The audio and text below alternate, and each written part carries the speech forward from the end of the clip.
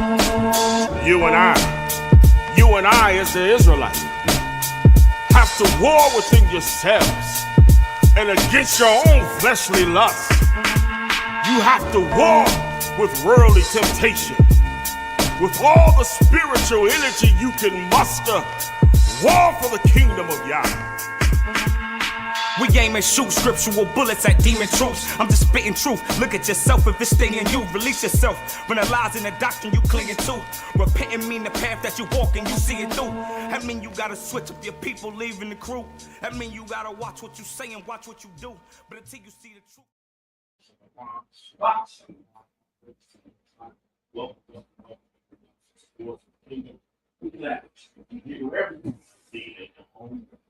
Right here, this is with us, or in other cities. Hey, stop, wherever you are. Thank you for joining us. Get your notepads, the page, paper, whatever you might use to take your notes, your phones, computers, laptops, whatever you need. If you got a few scriptures, we're going to go over some familiar. We're going to go into some different thoughts today. But first, we're going to go give you the topic of the lesson. If you don't already know, which is secret places. Secret places. We have to understand that the Bible declares we're very peculiar people with laws that are distinctly different from with those distinctions, brothers and sisters, with those distinctions, persecution is going to come. However, if you are scared of the persecution that's coming, then maybe there's truth, or you need to rethink the truth, or being in the truth. It doesn't happen. The persecution is coming. Mm-hmm. And now is the time for us to prepare ourselves for those days of trouble. For those days of trouble. We have to, brothers and sisters, pay attention to the signs of time. We have to pay attention to what's going on. We have to pay attention to what's going on, and we have to understand the way we look, the way we dress, the way we eat, the way we talk. Our lifestyle may perhaps make you a target. You can't do nothing with that all. It may make you a target. Only thing you can do is make sure that you are prepared when those times do come, and you can be as safe and as comfortable as possible. Now, let's go to 2 Timothy, the 3rd chapter, and let's begin at 12 first. 2 Timothy 3, 12 and 13. Give me verses 12 and 13. This is the book of 2 Timothy, chapter 3 and verse 12. Yea, and all that will live godly in the Messiah, Yahushua, shall suffer persecution. You're going to suffer persecution. If you're in the Messiah, and if you're going to live godly, then you want to live godly means you're going to live by his laws. You're going to live by his statutes. And you're going to be peculiar. You're going to be strange because you're not like everybody else. You don't keep the same holidays, feast days as everybody else. You're strange. You don't look like everybody else. You don't dress like everybody else. You don't wear the same hairstyles as everybody else.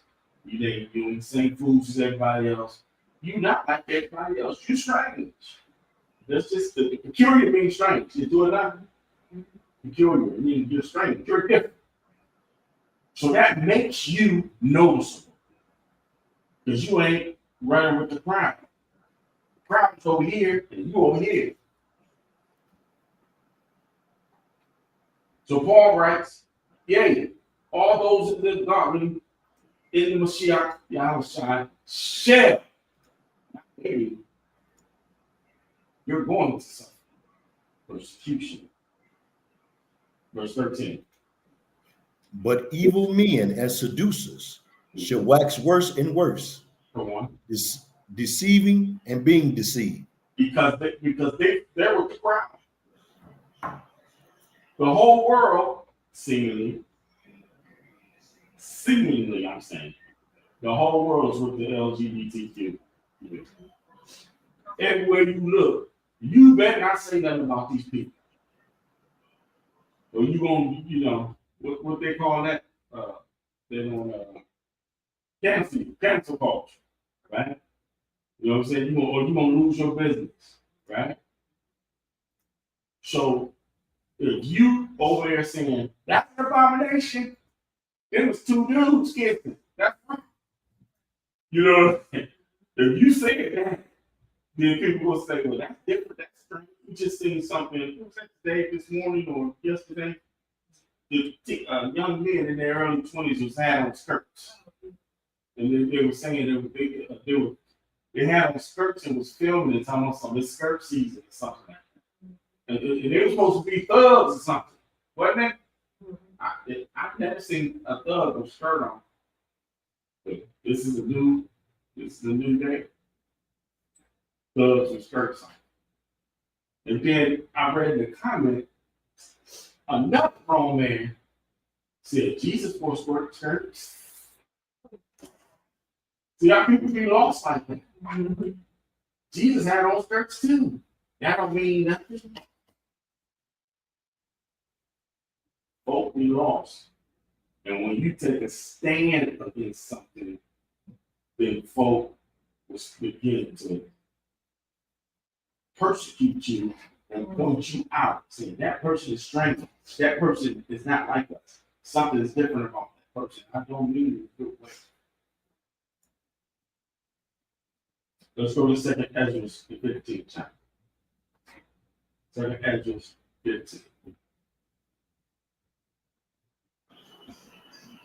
Bishop, 2nd Ezra is breaking up. 2nd Ezra, chapter 15, verse 10. This is the book of 2nd Ezra, chapter 15, verse 10. Behold, my people is led as a flock to the slaughter. I will not suffer them now to dwell in the land of Egypt. So we have to think about the scripture. My people are led as a flock to the slaughter, and I will not suffer them now to live in the land of Egypt. Now, was Ezra talking about physical Egypt, or was he talking about another Egypt? Because this is a prophecy about a future time. Because it's talking about my people being led somewhere. This is a future time. So this is not talking about physical Egypt. Egypt is on the continent of Africa. It's not talking about that. This is talking about somewhere else. As a matter of fact, the word Egypt that's Greek, the word Egypt. But the Hebrew word for Egypt is Mitzrayim, or Mitzrayim. Now, Mitzrayim, in its origin, it means two mounds, two mountains, or 2 miles, or 2 fortresses. The name has a dual meaning or dual form. It's a double Egypt. That's why it's plural. It has a double meaning. So it's actually saying, when you say Mitzrayim in Hebrew, you're saying 2 Egypts. Saying two places. So one is a physical place. The other is a spiritual place called Egypt. Let's get Exodus 22.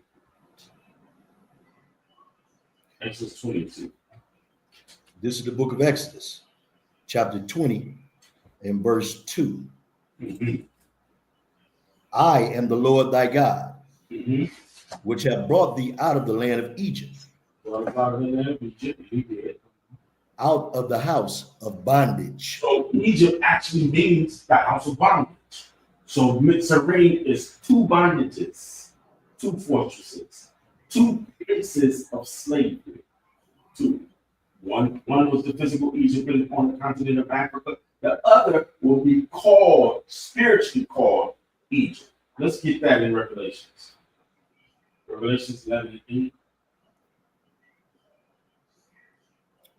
Revelations 11, and say that again, Bishop. Revelations chapter 11, verse 8. This is the book of Revelations, chapter 11 and verse 8.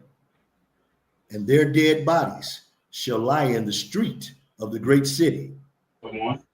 which is spiritually called Sodom and Egypt, where also our Lord was crucified. Sodom, this new place is called Sodom. This new place is called, spiritually called Sodom, and spiritually called Egypt, where also our Lord was crucified, being the truth of the Messiah is here. It says there, where also our Lord was crucified, it's saying the truth about the Messiah, or the teachings of the Messiah was hidden. The hidden truth was pushed in this spiritual place called Sodom and Egypt. Let's get Jude to first chapter, and I believe it's the 7th verse. Jude 1:7. This is the book of Jude, verse 7. Even as Sodom and Gomorrah,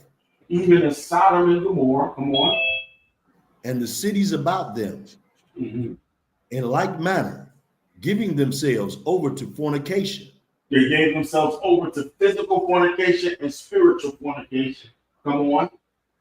And going after strange flesh. And going after strange flesh. Man on man, woman on woman, boy on boy, man on boy, girl on woman, whatever. That's strange flesh. You ain't supposed to be touching that. But you're bumping up against it. Yes, R. Kelly, something is wrong with Lil Bump and Grind. Yes. Something is wrong. No, you didn't see nothing wrong with them little girls. You was with them little girls, you didn't see nothing wrong. The Lil Bump and Grind. And what was that little verse he had? Boo booty, boo booty. He was talking about the little boobies, little baby boobies.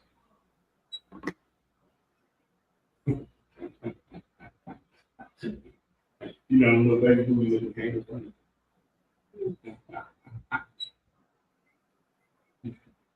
There's something wrong with going after strange flesh.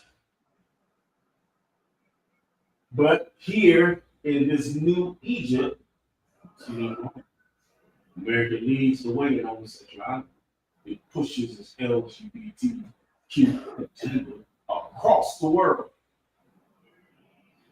Let's go back to 2nd Ezra 15 and 11. This is the book of Exodus, chapter 15. Esdras. 2nd Ezra 15 and 11. Yeah. Forgive me, Bishop, I'm having some problems here, and this computer is messing up. This is the book of 2nd Esdras, chapter 15, verse 11. But I will bring them with a mighty hand and a stretched out arm. Watch this. And smite Egypt with plagues as before.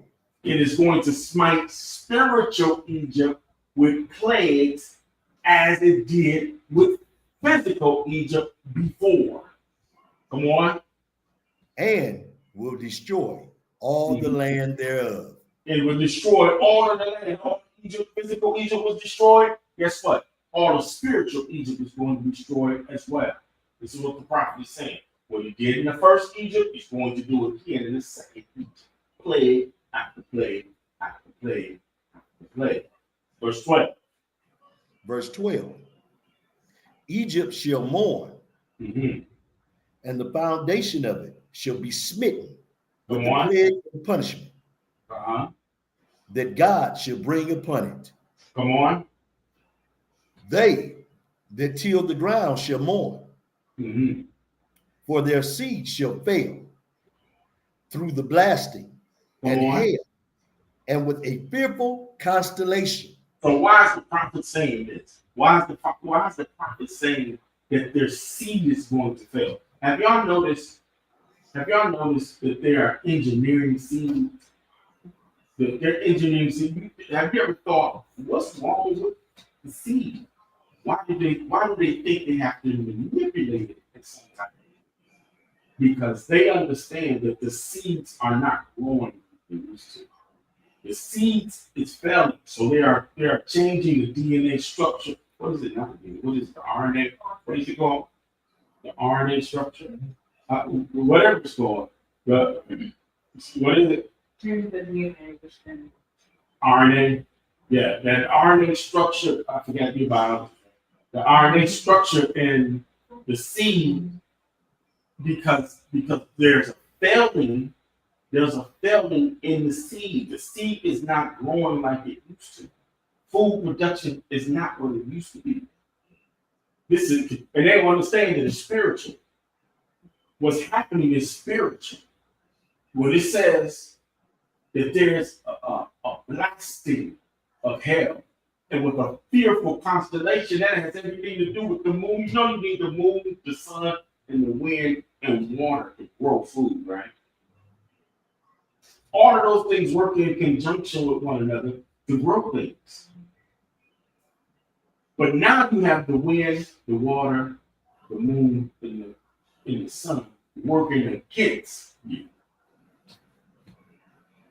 Working against you. It ain't working with food production, it's working against food production. This is what the prophet is warning us about what is coming to spiritual Egypt.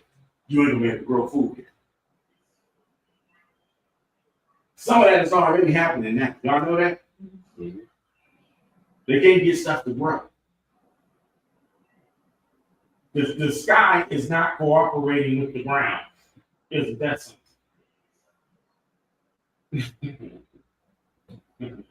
The crops is uncooperative.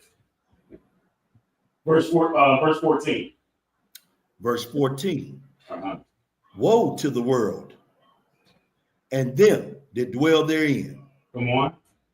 For the sword and their destruction draweth nigh. The war is coming. That's what it means by the sword of destruction. War is coming. Come on. And one people shall stand up to fight against another. Come on. And swords in their hands. Uh-huh. For there shall be sedition among men. And what is sedition? Somebody tell me what's sedition. What does sedition mean?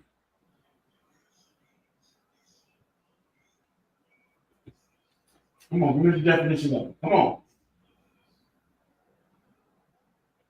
What is it? I don't have the exact definition, but it's basically that they commit crimes against each other. And crimes against who? Against what? Yep. The government. Right. So just like Yahushua, when he was put to death, he was put to death for sedition. Right? He was a prisoner of the government. Right? So what this is saying here, he said there should be sedition among men, like men are not going to care about government laws. That's why it says at the verse before that the destruction is nigh. It says one people should stand up and fight against another, and swords in their hand, meaning weapons in their hands, for there shall be sedition among men. They're not going to care about the government. All hell is going to break loose. They don't care about what a governmental law is. Read verse 16. And invading one another, Mm-hmm. they shall not regard their kings. They're not going to regard the kings because they're not the presidents and congressmen and mayors and governors. They're not going to regard them as someone who can tell them what to do. Come on. Nor princes. Mm-hmm. And the course of their actions shall stand in their power. And the course of their actions is going to be under the auspices of their own minds, their own power. Their mind going to say, you know what, we need some food, and go over there and take that food. There's going to be lawlessness. We need water. I'm going to go over there and take that food. You see, I want people don't really realize when things get bad, they don't really realize the length that people will go. All of a sudden, toilet water is good drinking water when there's no water. Go 10 days without water. And your mouth is drying up and your lips is crusty and your eyes is failing. Toilet water looks mighty good. You still ain't drinking it, though. Put it through. Toilet water looks, you know what I'm saying? You go, you know, and I'm talking about the back. So I ain't talking about somebody's piece. I'm talking about the back. Drinking some food.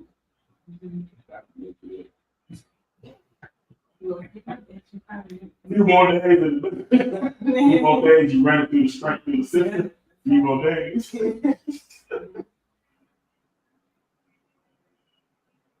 So under their own power, because things are going to be crazy. Things are going to get bad. People are going to do whatever they want to do whatever they want. There won't be laws. It will be total complete lawlessness. And I'm saying this to get you in a state, to get you in your mind in a state to think about as we go on. Because it's not going to be this easy all the time.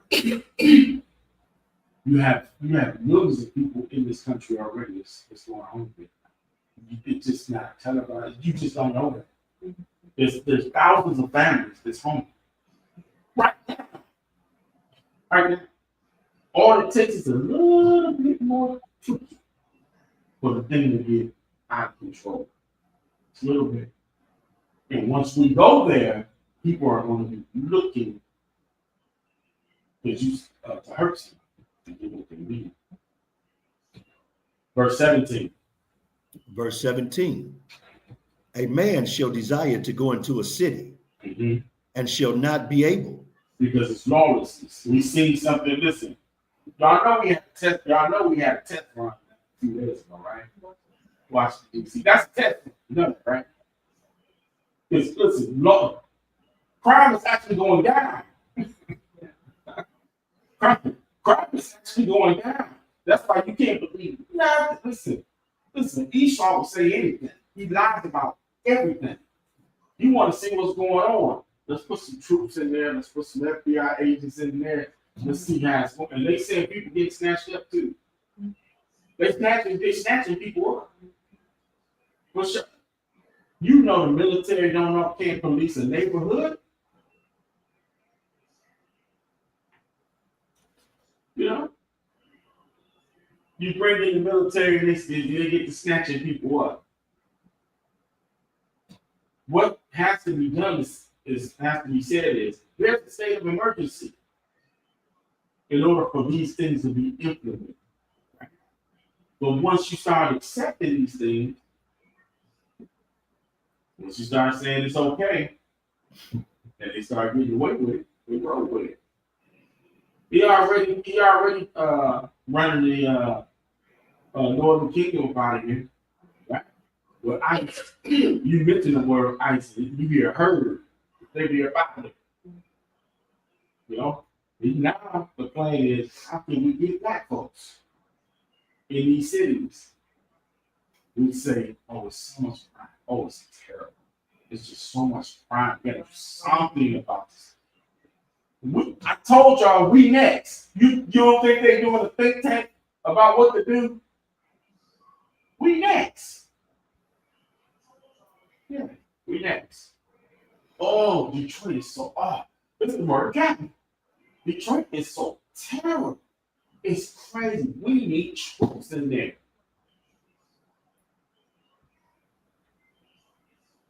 Read. Verse 18. For because of their pride, the cities shall be troubled, and the houses shall be destroyed. The one. And men shall be afraid. A man shall have no pity upon his neighbor, No love for his neighbor. Your brother, no love for your neighbor. Come on.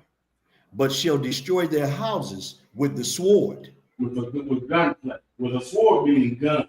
Ain't nobody coming up in here with no double-edged sword. You gonna get shot.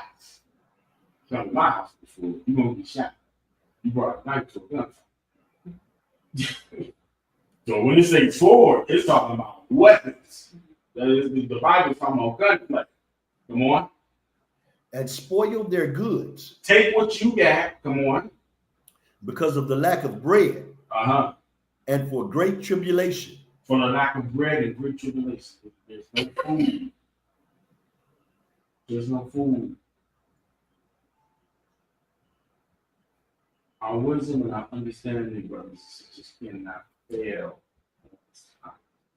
This topic for a lot of people, the subject stays hidden or pushed to the side, pushed to the back, like it's not gonna ever happen. Nah, that ain't gonna happen. But you gotta be in the spirit oftentimes to see what's coming down the road. There's a story in the Bible, and I won't go to it. Remember the man was on the jackass, he was on the donkey, he was beating. Why this donkey won't move? Y'all remember that story? Mm-hmm. And the donkey, the most had to open his mouth and said, "That's an angel right there, you about to die." Oftentimes people, even in the truth, they're not spiritual people. They have a very carnal mind. They're not in the spirit and cannot see what's coming down the road. And when the prophets say, "Listen, this is coming, it's coming down the road, it's coming, because the Most High put the warning in the prophet's mouth. And the teachers all over the country is saying, "Hey, listen, this is coming." You got to take heed and be in the spirit enough to say, "We got to do something. We have to do something." Let's get Romans 8 and 9. This is the book of Romans, chapter 8 and verse 9. Mm-hmm. But ye are not in the flesh, but in the spirit. Come on. If so be that the spirit of God dwell in you. If his spirit dwells in you, come on. Now, if any man have not the spirit of Christ, come on, he is none of his. If you can't never see it, then maybe you are none of his in the first. If you can't see it, it's the same spirit of the Messiah, should be the same spirit in you. And you should be able to open yourself up to these truths when they come out. We should have the same like-minded spirit as our forefathers. What they did in captivity, we should be mimicking what they did in captivity righteously. When it was righteous, I ain't talking about no wicked stuff we was involved in. I'm talking about the righteous things that we did when they were in captivity. We should be mimicking that. Because guess what? That's how they get out. That's how they got out of captivity. Is they begin to be righteous and they listen to the Spirit. Let's go to Ezra 6 and 21. Say the book again, Bishop. Ezra, in the Old Testament, Ezra. Ezra. 6 and 21. 6 and 21, yes. This is the book of Ezra, chapter 6 and verse 21. Let's see what their mindset was. Come on. And the children of Israel, which were come again out of captivity, mm-hmm. and all such as had separated themselves unto them from the filthiness of the heathen of the land. So they separate, our forefathers begin to separate themselves from the filthiness of the land. All right, come on. To seek the Lord God of Israel, mm-hmm. did eat. Nehemiah 13 and 3. So that's we begin to separate ourselves from the impurity or the filthiness of the heathens that we lived among. Nehemiah 3 and 13. This is the book of Nehemiah, chapter 3 and verse 13. The valley gate repaired Hanan, and the inhabitants of Zanoah. Nehemiah 13:3. Oh, I thought you said 3 and 13. No, 13:3. This is the book of Nehemiah, chapter 13 and verse 3. Mm-hmm. Now it came to pass, when they had heard the law, that they separated from Israel all the mixed multitude. All the mixed multitude, they got rid of everybody that wasn't Israel. You know why? Because it wasn't time for the mixed multitude or any other foreigners to be around them. Because they used themselves to get themselves together under the law. It wasn't time. Just like now, it ain't time.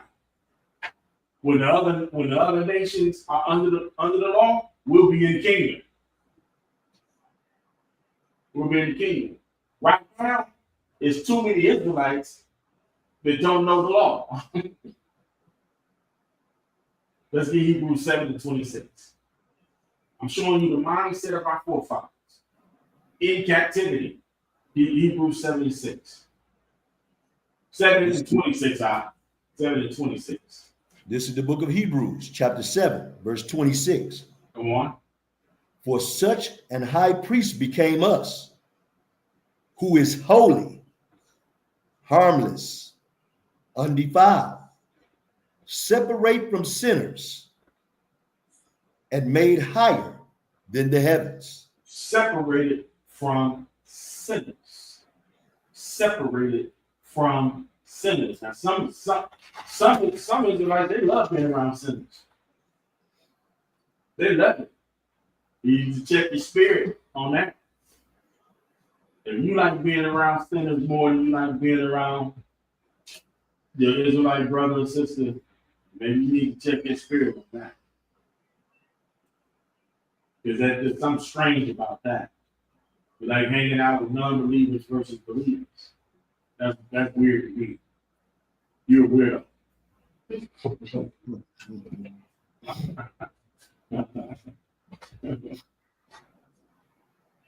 Because when the persecution starts, the best way to limit persecution is to be around folk who believe like you.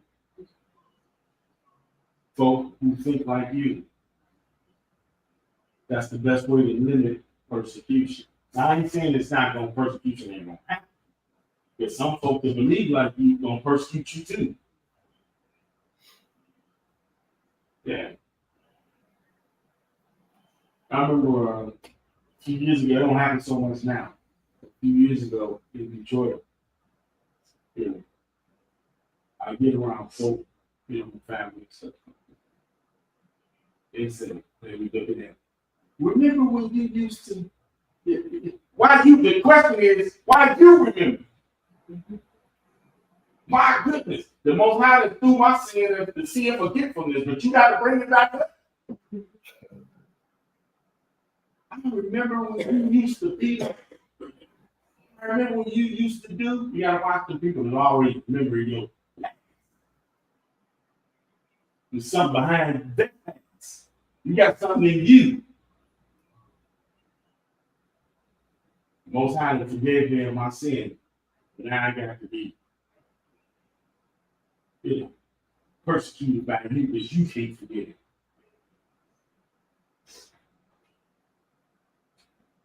We always separated ourselves, brothers and sisters, from captivity, or when we were in captivity.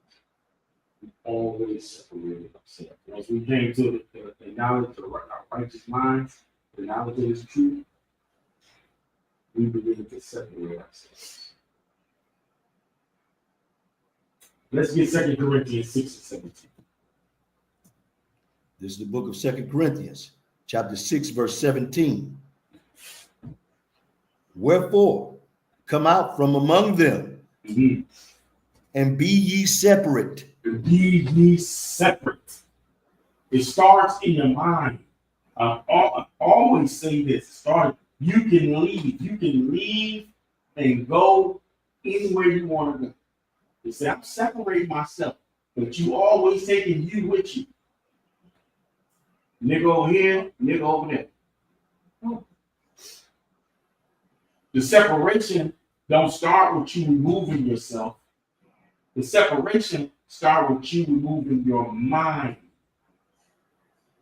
This is where it starts here. People say, I want me a fresh start. I'm gonna move out of town. Well, you know you're taking you with you. You was no good in Detroit, you ain't gonna be no good in Atlanta. It's serious. You just no good. Read again. This is the book of 2 Corinthians, chapter 6, and verse 17. Wherefore, come out from among them, and be ye separate, saith the Lord. The one.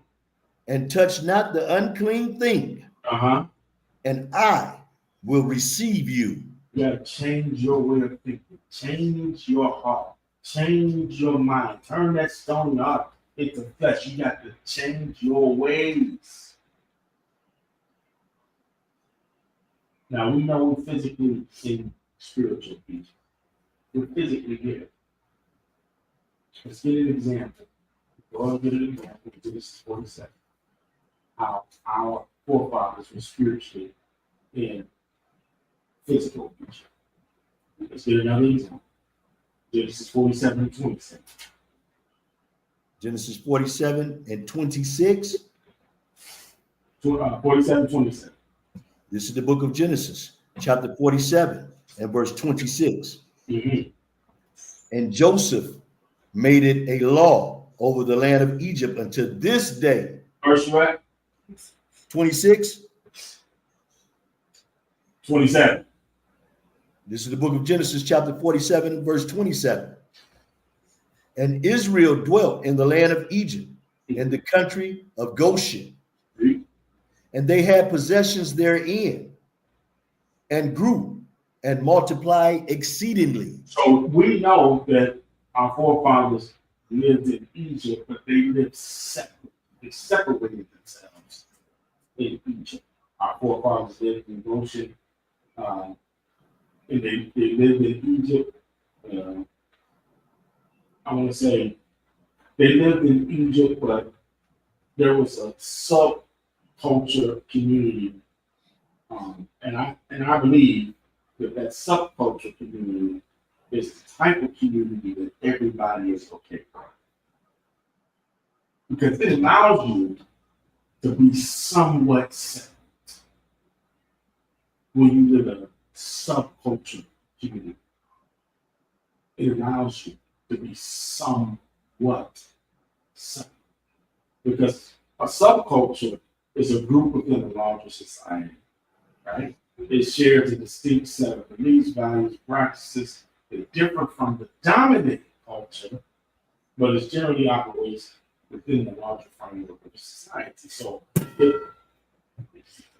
it still has somewhat of a relationship with the dominant culture or dominant society. However, what I'm talking, before I get to it, let me get Revelation 18:4. Get Revelation 18:4 so we can hear it one more time. We're in Corinthians, now it's in here in Revelation. Revelation 18, chapter 18, verse 4. This is the book of Revelations, chapter 18 and verse 4. Mm-hmm. And I heard another voice from heaven saying, come out of her, my people. Read. That ye be not partakers of her sins, Mm-hmm. and that ye receive not of her plagues. Receive not of her plagues. So in a subculture, you're going to still receive some of those plagues because you are not totally separated from that dominant society.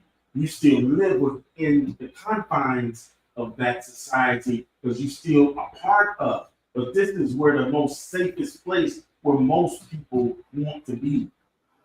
Most people like this area because I can do me. I can wear my fringes, I can wear my locks, I can, eat how I want clean foods and still be a part of that society. This is subculture. This is subculture. where people are reserved more, have more reservations at, is counterculture. It's counterculture. Counterculture is actively oppose or rejects the dominant culture. They call their values, their norms, their practices. Most people don't want to live there. But this is how we see, with all the scriptures we've read, this is how the Israelites, our forefathers, they went from subculture to counterculture. Now, don't say it can't be done, because who lives in America today with a counterculture community?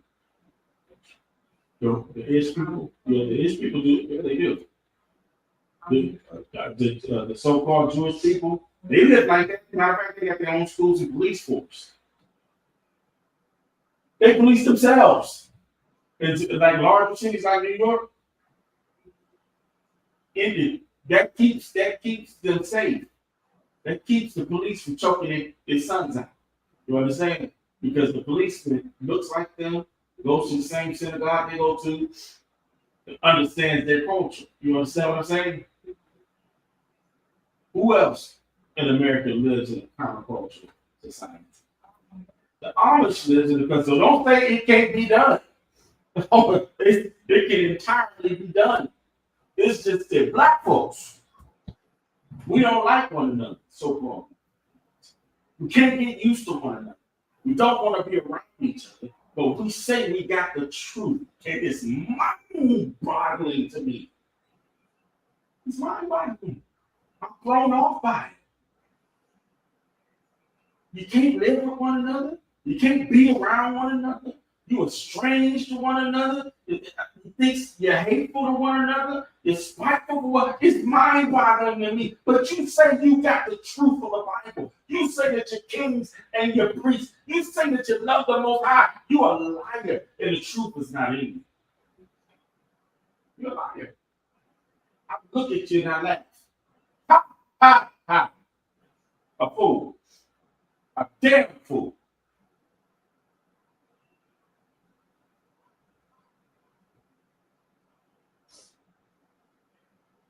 How do you think you're going to get to the kingdom and you can't even live next door to your brother?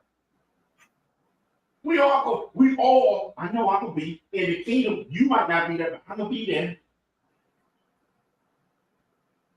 We all going to be in the kingdom, but we can't stand each other. We can't stand to be around each other. We can't stand to be with each other. What is going on here? What is going on? What's going on? I've come to the conclusion that most people who say they're in the truth are not. It's just they're not in the truth. You have some fictitious thought process about being in the truth, and you are not.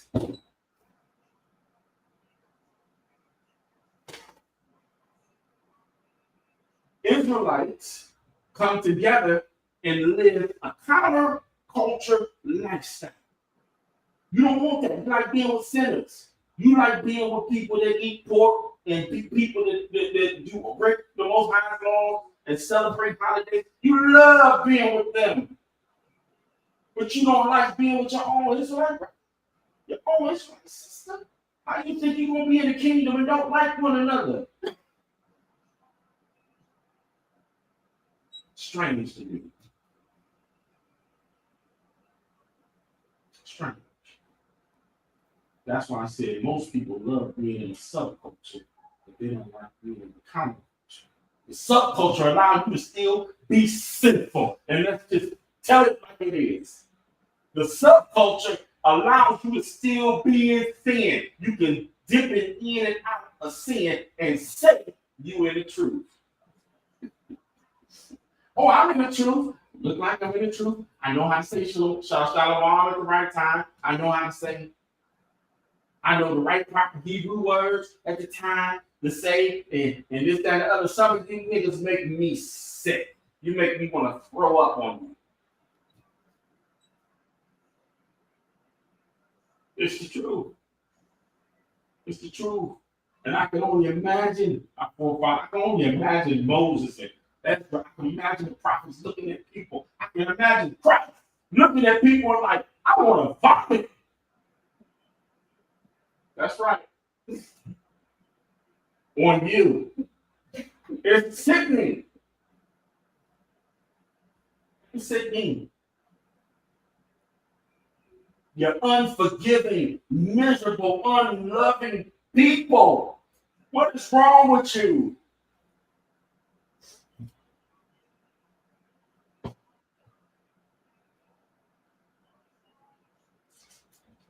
Because when the plagues come to America, you will want to be already out. You would want to be in that secret place. I know I got the title of this. You would want to be hidden away.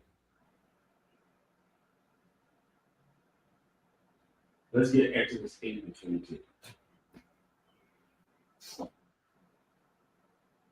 This is the book of Exodus, chapter 8 and verse 23. 22, sir. 42? 22. 22. This is the book of Exodus, chapter 8, verse 22. Come on.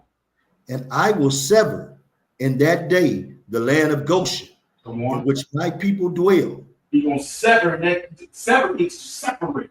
He's going to, in that day when the plagues come, he's going to separate Goshen from the rest of Egypt. Come on. That no swarms of flies shall be there. Come on.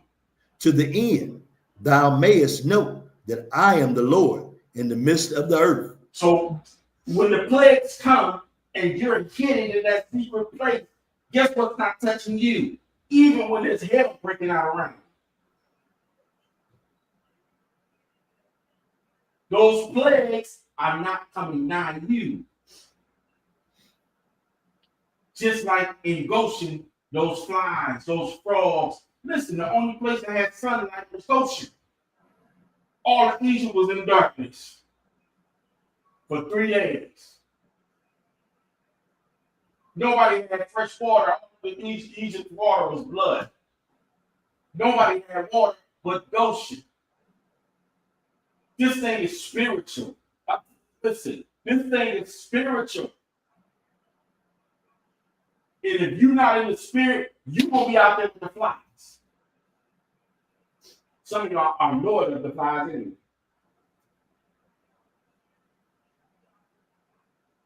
Give me Psalm 91. God made me get, I'm hot again. Psalms 91 and 91 and what? come on. 91. 1. Yes, sir. This is the book of Psalms, chapter 91, verse 1. He that dwelleth in the secret place of the Most High Come on.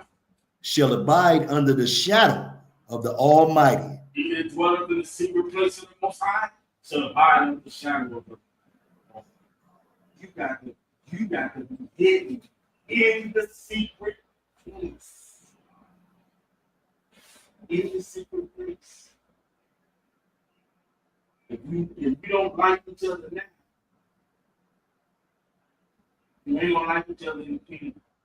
If you don't like each other, then you know how you gonna dwell in the secret place together. You don't like each other. The act of unification, brothers and sisters, of the body, it does two things. It gives you a state of consciousness, and it bears witness against the unrighteousness, causing separation of those things that are separate. There is cause, and there is effect.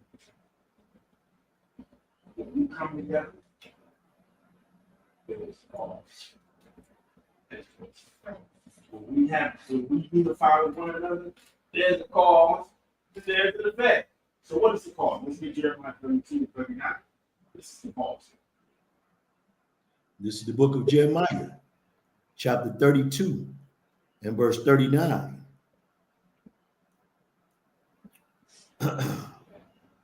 and I will give them one heart. That's the cause. I will give them one heart. Come on.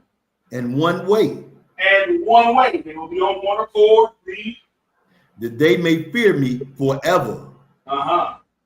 For the good of them and of their children after them. And for their children after them. That is the cause. What is the effect? 2 and 44, this is the effect. This is the effect. Say that again, Bishop. Acts 2 and 44. This is the book of Acts, chapter 2, verse 44. Come on. And all that believed were together and had all things common. And had all things common with each other. Secret places. In one instance, the Bible calls them secret places, and in the other instance, the other sense, the Bible calls them little sanctuaries. We see this throughout Scripture and how this played out. Let's read Ezekiel 11:16. This is the book of Ezekiel, chapter 11, and verse 16.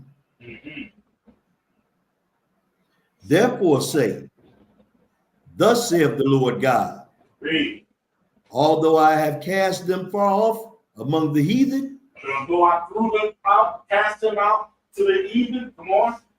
and although I have scattered them among the countries, yet will I be to them as a little sanctuary in the countries where they shall come. Where they shall come. I will be to them little sanctuaries and little secret places in the places in where they are at. I'll be little sanctuaries. We got to learn from this, how to grow, how to live, how to do it, how to share with one another. You're a carpenter. You're a carpenter. Share your knowledge with somebody. You're a plumber. Share your knowledge with your brother. If you know about herbal medicines and healings and things, share that information with each other. Let's go to Leviticus 46 and 44.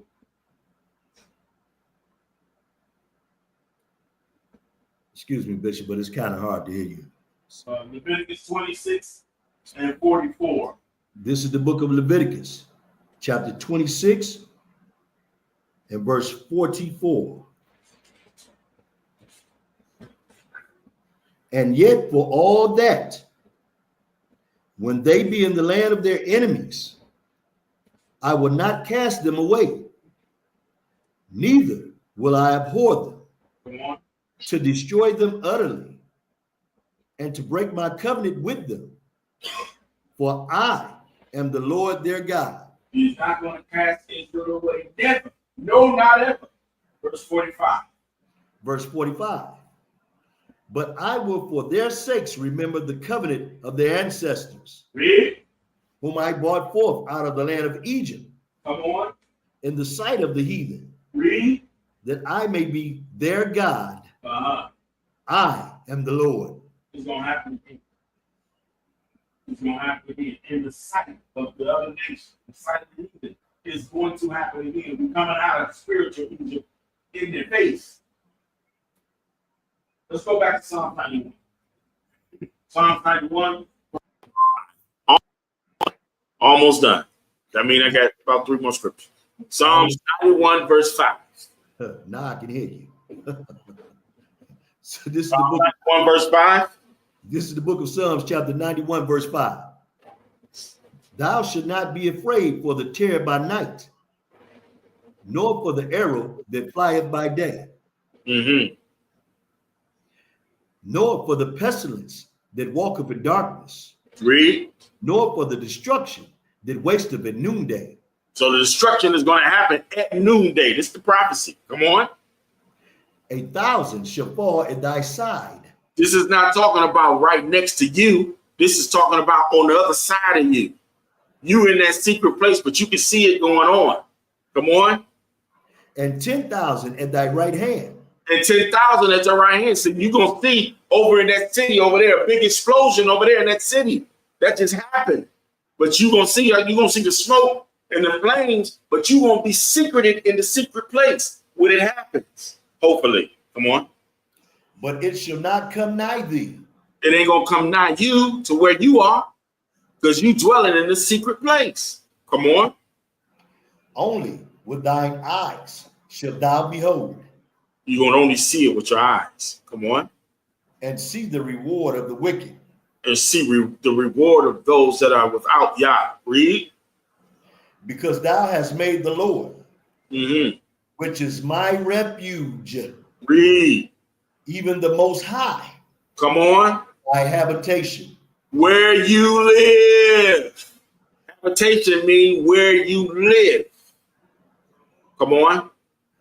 There shall no evil befall thee, Mm-hmm. neither shall any plague come nigh thy dwelling. Where you live, no plague is going to touch you, just like in Goshen, but no plague touched them. But guess what? What's the difference? What's the difference? In Goshen, they was what? Slaves. They was what? Slaves. They was together. They were slaves, but they were slaving together. Because of your set upon habitation and your dwelling, your thought process must change from singular to communal. And that's a hard step. Because we've been trying to get you out of that 3-year-old mindset forever. What I mean by that 3-year-old mindset? Mine. 3-year-olds do that, right? Guess what? Grown-ups do that too. Mine. This is mine. Mine. This is mine. And when you die, you can't take it with you. You can have, especially black folks, you can have caddies and houses and everything. When you die, your kids gonna mess it up. That's all. Everything that you collect, your kids gonna sell, split it up, and mess it up. Can't take it with you. You got to get you out of that singular mindset. You got to have more of a communal mindset. Communal thinking is not selfish. It's not puffed up. It's not that 3-year-old. Mine. That's mine. You know how you got them kids, they be playing with one toy. You get the other baby a toy to play with. They look and see they having too much fun with their toy. They go over there and be like, that's mine too. They want both the toys. That's how we are. Having communal thinking is the first steps to the healing of what's ailing our community. We just don't like each other. And it's sad. It's sad. It's sad.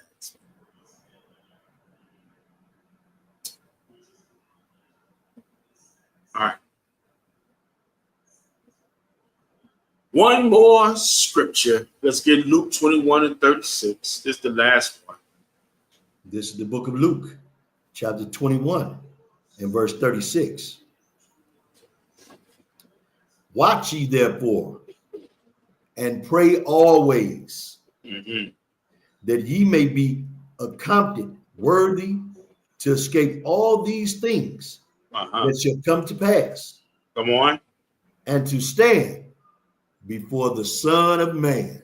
So you have to watch for what's coming.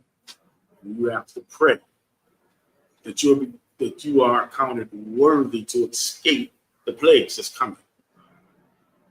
When all these things come to pass, you'll be able to stand. You have to seek for greater understanding from those who are around you, not just anyone, but those who have the wisdom and those things that you do not. If you don't know how to grow food, maybe you need to seek somebody out that knows how to grow food, because food shortages are coming. Seek somebody. Start at YouTube.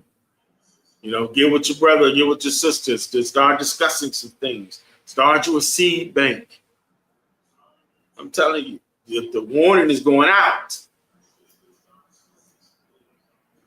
Seek out these things. Stock up supplies. Self-educate. Educate yourself.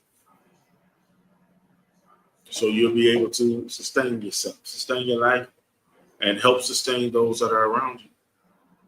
This is important, brothers and sisters. All right, so we'll leave it right there. We'll leave it right there. God bless you. Heaven smile upon you. Until next time, shalom. Shalom. You and I as the Israelites, have to war within yourselves and against your own fleshly lusts. You have to war with worldly temptation. With all the spiritual energy you can muster, war for the kingdom of Yah. We aim and shoot scriptural bullets at demon troops. I'm just spitting truth. Look at yourself if it's staying you. Release yourself from the lies and the doctrine you clinging to. Repenting mean the path that you walk and you see it through. That mean you gotta switch up your people leaving the crew. That mean you gotta watch what you say and watch what you do. But until you see the truth.